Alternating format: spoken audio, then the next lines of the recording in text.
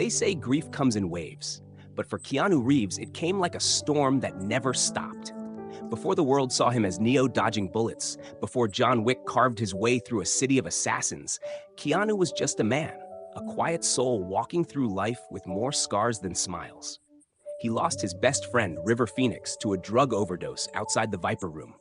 He lost his daughter before she was born. And then he lost the love of his life, Jennifer Syme, in a tragic car crash. One loss might destroy a person. 3 could erase them.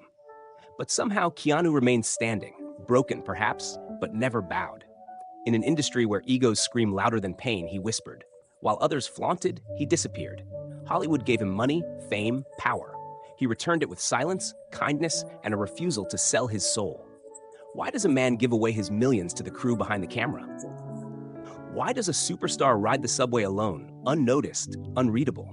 Why did he vanish for months after Jennifer died, only to reemerge with a weight in his eyes no acting class could teach?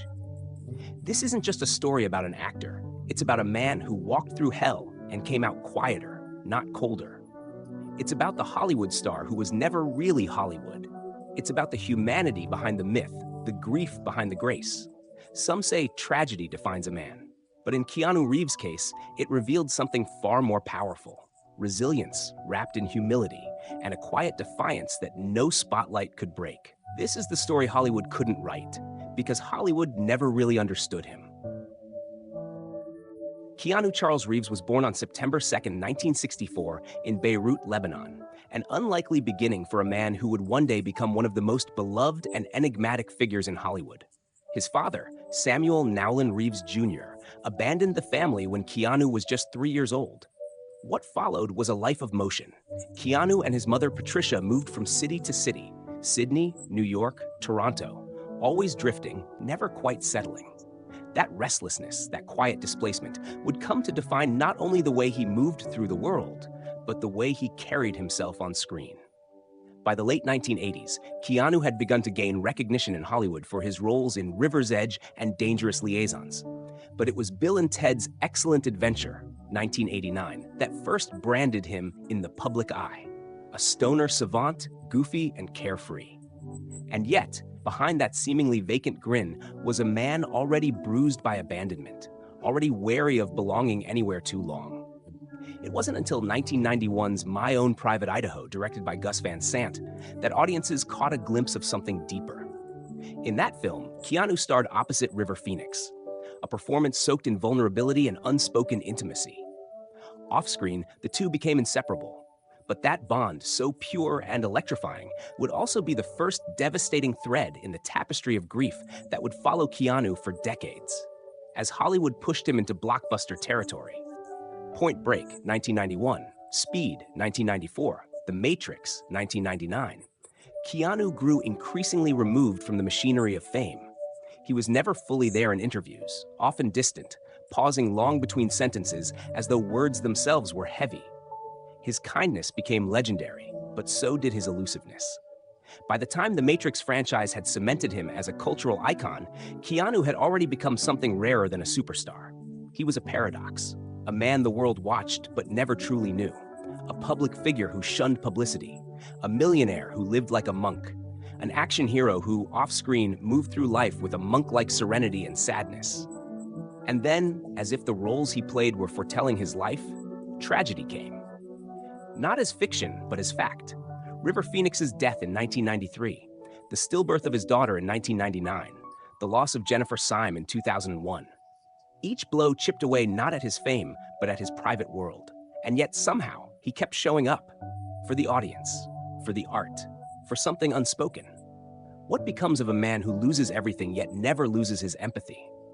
In an industry built on reinvention, Keanu Reeves never reinvented himself. He simply endured. Quietly, gracefully, tragically, and in doing so, he became something Hollywood couldn't fabricate, real. Keanu Reeves' journey through Hollywood began not with a bang, but with a strange, quiet persistence. He was never the loudest, never the most flamboyant, but something about his presence, awkward, magnetic, sincere, carried a gravity that even the biggest studios couldn't ignore. His first breakthrough came in the form of Ted Theodore Logan in Bill and Ted's Excellent Adventure, 1989. Critics were quick to dismiss him as another pretty face playing dumb, but audiences connected with his innocence and boyish charm. The film was a success, and Keanu was branded the surfer dude, the spacey stoner, the sweet but simple heartthrob. Hollywood had made up its mind. But Keanu had other plans. He dove into indie roles like My Own Private Idaho, 1991, a daring, heartbreaking portrayal of a street hustler alongside River Phoenix. The performance stunned critics. It was raw, vulnerable, dangerous, a world away from woe and air guitar solos. And while River was hailed as the generation's next James Dean, Keanu lingered quietly beside him, devoted, generous, and deeply affected by the role and the friendship that grew from it. Then came the big leagues. Point Break, 1991, turned him into an action star. Bram Stoker's Dracula, 1992, exposed the limitations of his range, with critics mocking his British accent. But Keanu kept going, never defensive, never desperate, just forward. By 1994, Speed exploded into theaters, and with it, Keanu officially became a bankable lead. Alongside Sandra Bullock, his quiet intensity and self-effacing heroism struck a nerve. He didn't shout, didn't swagger. He simply moved with urgency and grace. The world watched and thought, maybe this guy's more than just lucky. But Keanu wasn't interested in just being famous. He turned down Speed 2 despite a huge paycheck, choosing instead to tour with his band Dogstar and perform in theater. The industry called it career suicide. Keanu called it freedom. Then, in 1999, The Matrix happened. It wasn't just a film, it was a phenomenon. Neo was a role that mirrored Keanu's own haunted stillness, his otherworldly detachment. He didn't act the character, he was the character. And behind the scenes, Keanu stunned everyone again, giving away millions of his earnings to the stunt team, special effects, and costume designers. No press release, no PR campaign, just quiet gratitude. But as his career reached its commercial peak, his personal life plummeted. In December 1999, his daughter with actress Jennifer Syme was stillborn at 8 months. Keanu was devastated. Still reeling from the loss, he tried to maintain a semblance of normalcy, but grief lingered behind every appearance. Then in April 2001, Jennifer died in a violent car crash. She was 28. The woman he loved, the mother of his unborn child, gone. It broke something in Keanu. He vanished from the spotlight. No interviews, no red carpets, just silence. Friends say he became a ghost of himself, appearing occasionally in cafes with a book in hand, always alone. The paparazzi captured photos of him sitting on a park bench, eating a sandwich, expressionless, distant. The photo went viral years later as the meme Sad Keanu, but the reality behind it was anything but a joke. He returned to film slowly. Projects like The Lake House and Constantine kept him present, but his eyes told another story. There was distance, a deepening, a quietness that didn't need explaining. And then, years later, out of nowhere, John Wick. A film that should have been just another revenge thriller instead became a cultural resurgence. Why? Because beneath the gunfights and choreographed violence was something audiences recognized. Real pain. John Wick wasn't just fighting for a dog. He was fighting for what he'd lost. And so was Keanu. The parallels were uncanny. A man grieving his wife, a man haunted by memory, a man who had nothing left to lose, yet still chose to stand and fight. And just like that, Keanu wasn't back. He had never left. There's a moment in John Wick, a brief, nearly silent scene where he kneels beside a grave, eyes trembling but dry. No words, no music, just stillness. It's not acting, it's memory. Because for Keanu Reeves, death isn't fiction, it's a companion. The world knew about River Phoenix's death in 1993, but few understood the wound it left in Keanu. River wasn't just a co-star, he was family. Their friendship had bloomed on and off the screen, a tender bond between two misfits in a fame-obsessed world. Keanu once said, "I loved him. He was just so beautiful." When River collapsed on the sidewalk outside Johnny Depp's Viper Room from a lethal overdose, Keanu was filming Speed. He didn't speak to the press, didn't grieve publicly. He just kept filming. The silence was deafening. Then came Jennifer Syme. They met at a party in 1998. Jennifer, a quiet, sensitive woman with a love for art and rebellion, was everything Keanu wasn't in public. They moved in together within months. It was the first time Keanu allowed himself to hope for something permanent. In December 1999, their daughter Ava was stillborn at 8 months. It shattered them. Jennifer fell into depression. Keanu did too, but in his way, alone, introspective, unreachable. On April 2nd, 2001, Jennifer died when her Jeep crashed into a row of parked cars in Los Angeles. It was 6:20 in the morning. She wasn't wearing a seatbelt. She was thrown from the vehicle and died instantly. Police found prescription antidepressants in her car. She was 28. Keanu's world collapsed. Again, he didn't work for months, disappeared from public life. When he re-emerged, he was gaunt, slower, quieter. Not broken, but transformed. There was a new weight in every glance. A gravity no director could replicate, no actor could fake. Behind the camera, his life was no less complex. Keanu's younger sister, Kim Reeves, had been battling leukemia for nearly a decade. Throughout the height of his career in The Matrix, Keanu quietly became her caregiver. He bought her a home near his, stayed by her side during treatments, and funneled millions into cancer research foundations, without ever putting his name on a single donation. The man who was once mocked for being wooden had now become one of the most empathetic forces in the industry. Not because he tried to be, but because he had suffered deeply and never let it make him cruel. And the public began to see it. Videos surfaced of Keanu giving up his subway seat to strangers, buying ice cream just to sign the receipt for a fan, carrying his own gear on set, or waiting patiently in the rain for a rap party to begin while other stars rushed inside. Not staged, not promoted, just Keanu being Keanu. When asked about his sadness, he once told Stephen Colbert, "Grief changes shape, but it never ends. The people we love, they live on in us." It wasn't a soundbite, it was a scar. Hollywood couldn't understand him because he didn't need it. He didn't chase headlines, he avoided red carpets. He showed up, did the work, and left. When John Wick became a global hit, Keanu didn't celebrate in nightclubs or award shows. He invited the stunt team out for dinner, quietly gifted them Rolex watches engraved with their names. The internet crowned him the internet's boyfriend, but beneath the memes and hashtags was a much deeper truth. Keanu Reeves had become something rare, a moral compass in a morally bankrupt town. The media took notice, not in the way they usually do, with scandal or expose, but with awe. Journalists who interviewed him wrote about his warmth, his disarming humility. Fans called their brief encounters life-changing. Not because he gave them a show, but because he gave them respect. In a culture addicted to noise, Keanu offered silence. In an industry addicted to ego, he offered kindness.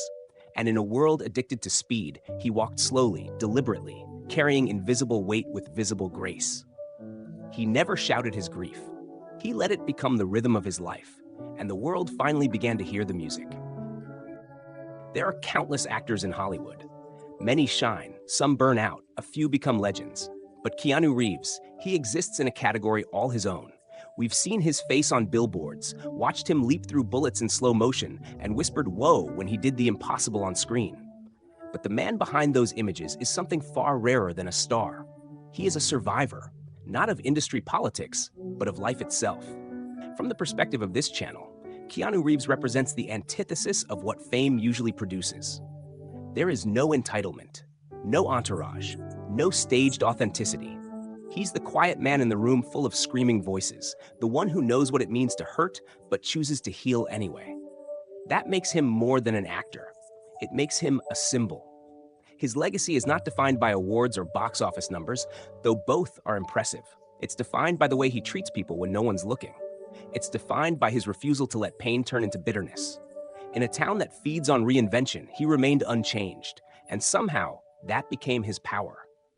Even when he was mocked in his early years for being stiff, slow, or too earnest, he didn't argue. He listened, he learned, and he endured. When tragedy came, repeatedly, he didn't publicize it, monetize it, or wrap it in PR. He disappeared into it, carried it, and quietly returned.